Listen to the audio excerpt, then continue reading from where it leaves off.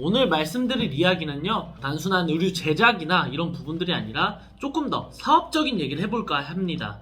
자, 우선 의류 사업을 하기 위해서는 되게 많은 과정들이 필요해요. 뭐 의류 제작도 해야 되고, 홈페이지 제작, 마케팅, 커뮤니티 관리, 되게 많은 것들이 있어요. 근데 과연 이런 많은 것들을 혼자서 할 수 있느냐? 그렇다면은 동업을 해야 되느냐? 그리고 동업을 하는 게 옳은 것인가에 대해서 오늘 말씀드려 보도록 하겠습니다. 뭐 다른 사업도 마찬가지겠지만 의류 사업은 혼자서 하기에는 솔직히 말씀드리면 굉장히 시간이 빠듯합니다. 그 이유는 의류 제작에 있어서만 집중을 해도 굉장히 시간이 오래 걸리고 많은 시행착오를 겪게 될 것이고요. 그 밖에도 배워야 될 게 뭐 한두 가지가 아니에요. 홈페이지 제작부터 하다못해 서류 작업들, 뭐 통신 판매 등록도 해야 되고, 고객과 소통도 하고, CS도 해야 되고, SNS 활동도 해야 되고, 판매 라인 구축도 해야 되고, 뭐 오프라인 입점해가지고 또 뭐 재고 관리도 해야 되고, 정말 해야 될 게 정말 산더미예요.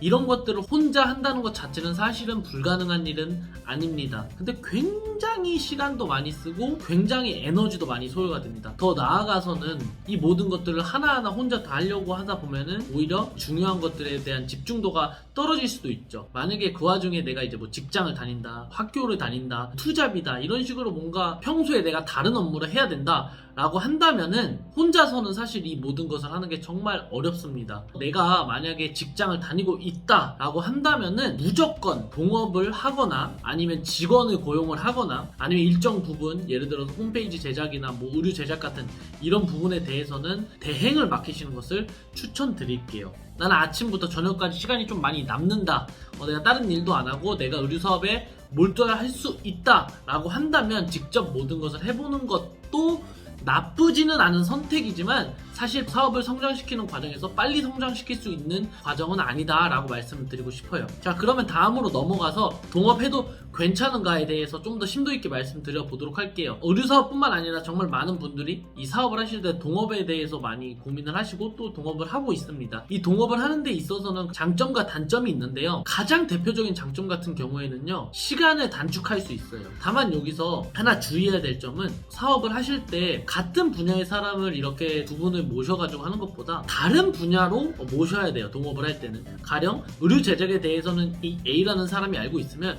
이 B라는 사람은 고객 응대라던가 뭐 CS 또는 뭐 영업 이런 부분에 대해서 정말 잘한다던가 아니면 뭐 마케팅 이런 식으로 뭔가 다른 분야, 사업 전반적으로 봤을 때 필요한 부분에서 다른 부분을 담당할 수 있는 사람과 했을 때 시너지와 케미가 나올 거예요. 만약에 그렇지 않고 똑같은 분야에 똑같은 정도의 수준끼리 사람이 만나서 동업을 하게 될 경우에는 오히려 갈등만 생기는 거죠. 비슷한 정도의 지식을 갖고 있다면 어느 순간 이제 뭐 사업을 운영해 나가면서 서로가 맞다 아니다, 뭐 예를 들면 어떠한 결정을 해야 될 때 마찰이 일어날 거거든요. 그럼 그 마찰을 어떻게 해결할 거냐, 이런 부분에 대해서 어려움이 있게 될 거예요.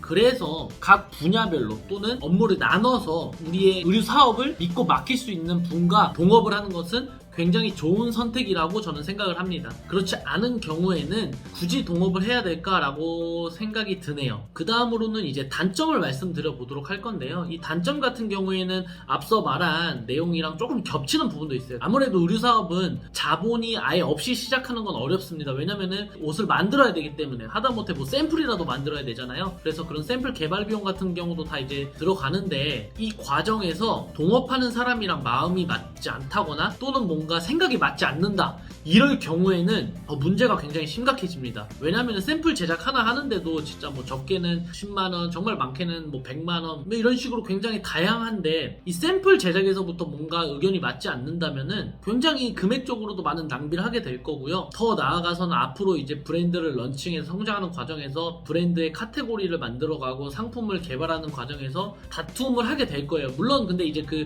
다툼을 하는 과정에서 서로 조율해가지고 성장하는 건 정말 좋지만 누구 하나가 의견을 조율해주지 않는다면은 계속해서 이제 지체가 될 수 있어요. 우리는 성장하기에도 바쁜데 자잘자잘한 어떠한 스트레스를 받게 되거나 성장해야 될 시기에 그러지 못하고 자꾸 주춤된다면은 사업을 성장시키는데 굉장히 큰 방해 요소가 될 수 있습니다. 그렇기 때문에 이런 단점도 있다는 점 꼭 생각을 해보시고요. 저의 개인적인 생각으로는 내가 자본이 많다면은 굳이 동업을 하는 것을 추천드리고 싶진 않고요. 일정 부분에 오히려 직원을 고용하거나 아니면 외부의 어떤 전문가들한테 맡겨가지고 사업을 운영해 나가시는 것을 추천드리고 싶고요.